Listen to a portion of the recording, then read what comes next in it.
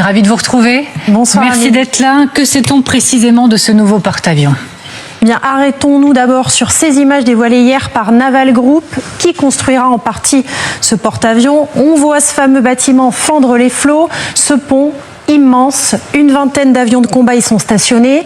Ici, vous allez le voir, un Hawkeye en avion de surveillance aérienne décolle à toute vitesse.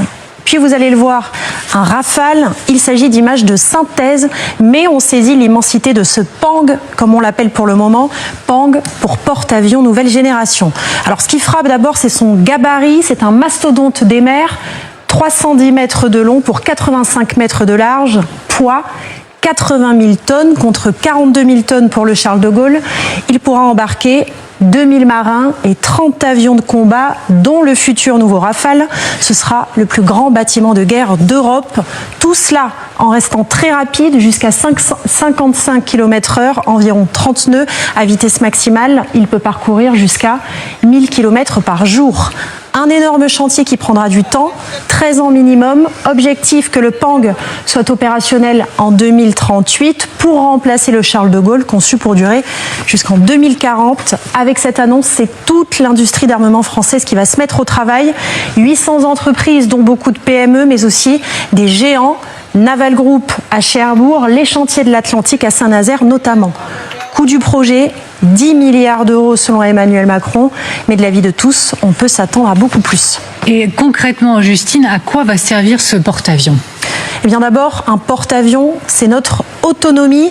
Il permet à nos armées de se projeter depuis la mer sans dépendre de bases étrangères.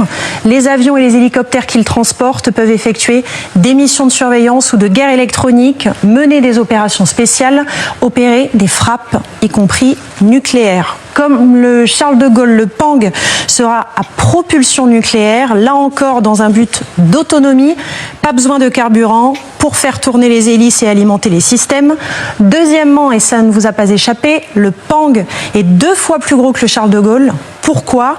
Pour embarquer de plus gros avions, le nouveau Rafale par exemple, et là vous allez voir qu'on plonge dans la guerre du futur, mini-missiles intelligents, radars nouvelle génération avec de l'IA et surtout des outils anti-drones. Écoutez Xavier Titelman. Vous avez des sortes de canons qui vont avoir une sorte de télémètre laser, donc un rayon laser qui va détecter la distance à laquelle cet essaim de drone est en train d'arriver, et un seul obus va exploser et va pouvoir détruire des centaines de drones qui seraient en train de nous foncer dessus au même moment. Alors tout dernier mot, la particularité du Charles de Gaulle, c'était ces 2 catapultes à vapeur pour lancer des avions à 250 km/h sans qu'ils aient besoin de mettre plein gaz.